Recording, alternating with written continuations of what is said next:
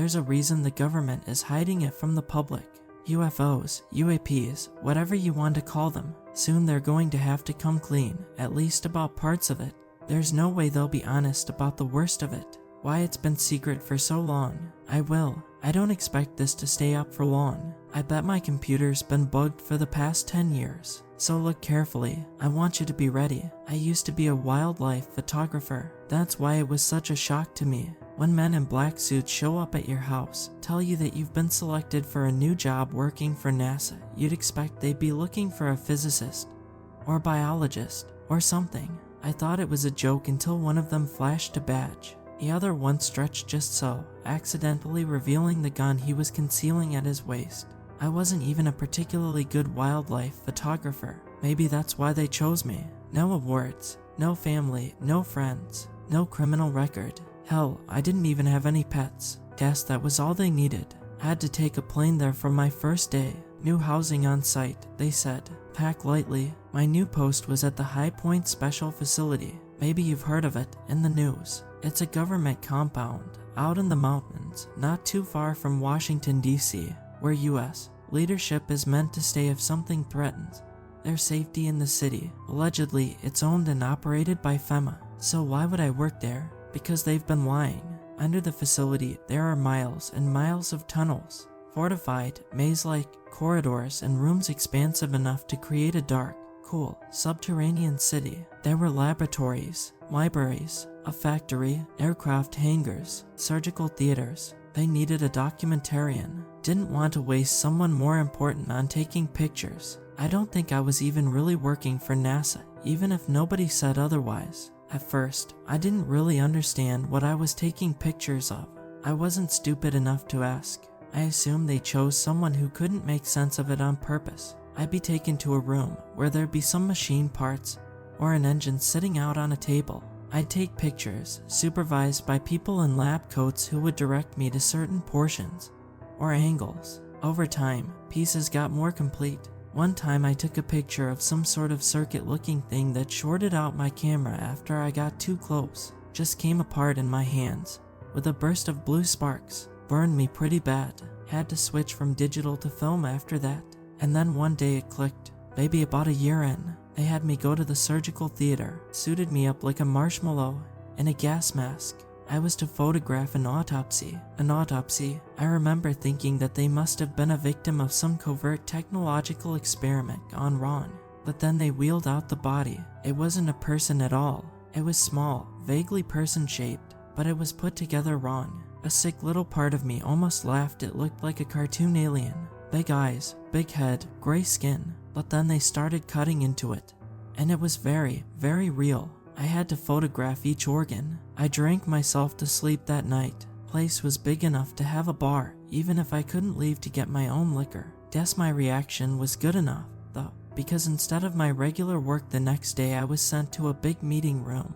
Needed a photographer's input, they said. Make sure I don't talk about this to anyone else. They were given pseudonyms. The head of the project was Aquila, a rough-looking older guy who sounded like he might have been from New York. There were scientists, quiet, smart people. I can't even remember what they were called. Most of what they said flew over my head.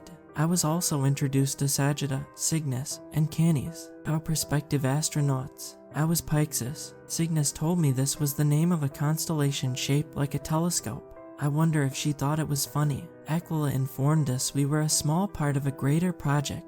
Greater as in greater in scope, but also greater as in grand. They were to help with the development of a manned super camera, Project Antias. The technology I had been photographing had been engineered and re-engineered, all with the purpose of developing faster than light travel.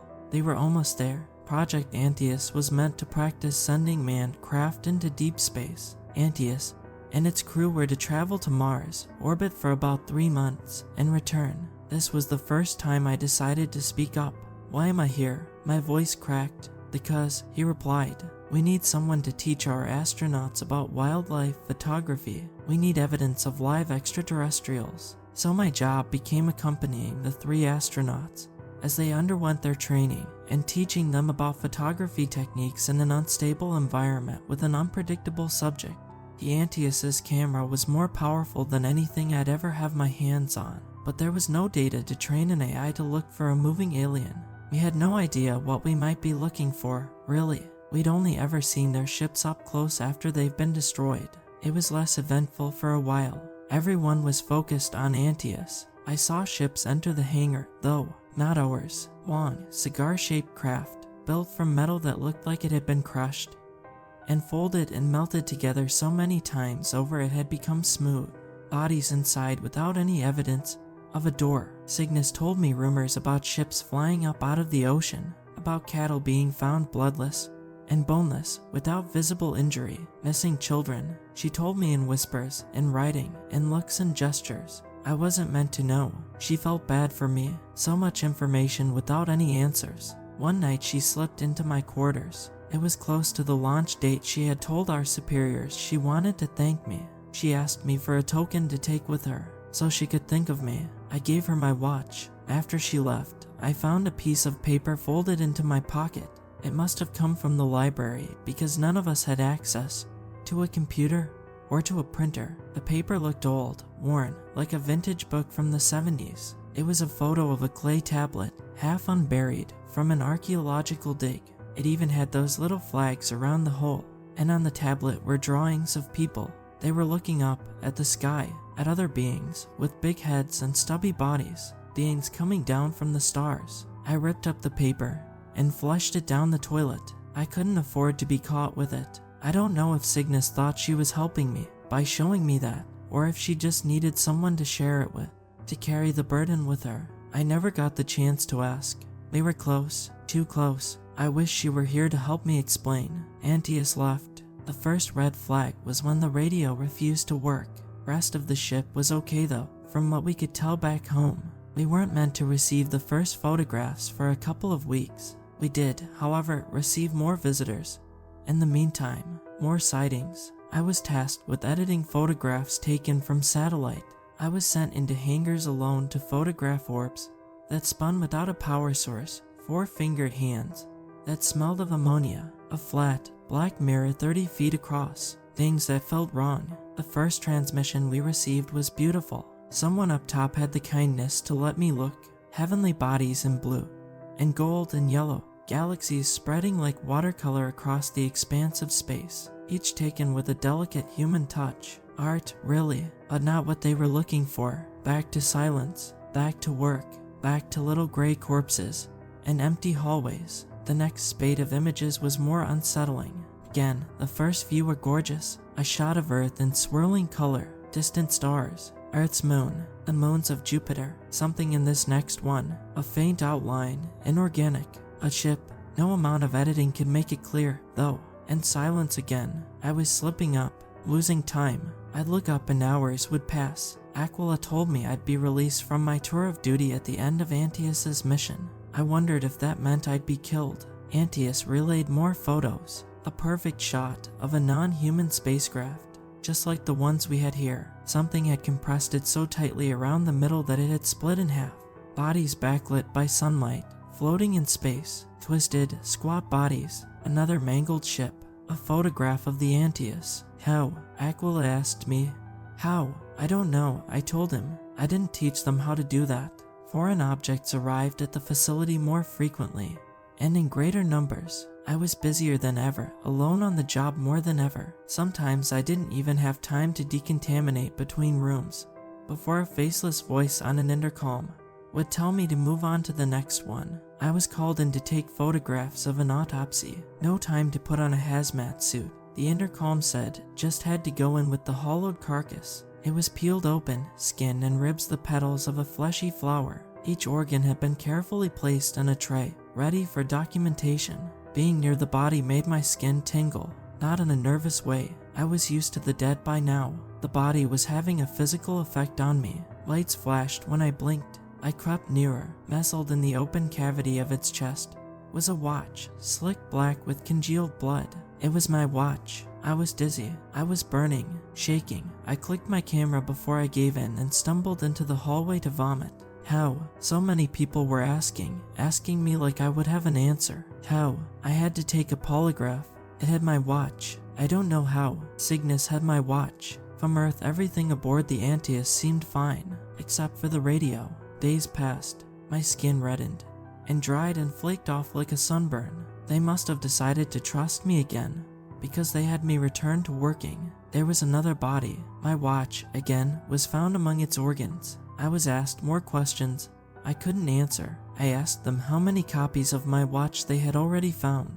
They told me I didn't have a high enough clearance to know. More pictures from Antias. Another photograph of the ship. A different one. This one was smashed flat. A hunk of sheet metal fell into the Atlantic Ocean, belonging to Antias, but our Antias was still up there in space. Someone in the organization recovered the Antias from where it crashed in the mountains of Alaska, but we kept receiving visual transmissions from the ship.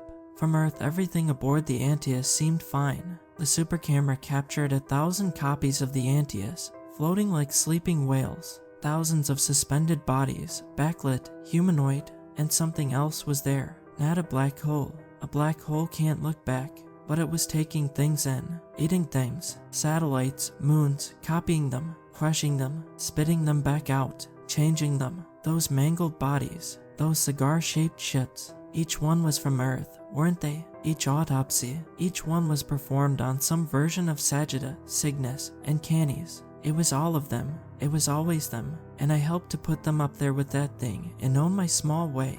Nobody had answers, at least not ones they were willing to share. One last photograph.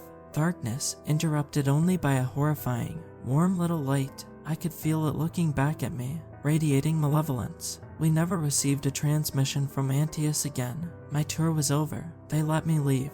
Who would believe me? Who did I have left to tell? Here's the thing. I'm dying. Terminal brain cancer, one of a kind. Doctors say they've never seen anything like it. Reminds them of something they'd see in someone exposed to nuclear waste. Must be why the government used me to take pictures instead of some precious scientist. Before I go, I need someone to carry this burden with me. I don't have answers to everything I saw, every rumor I heard, but I saw enough.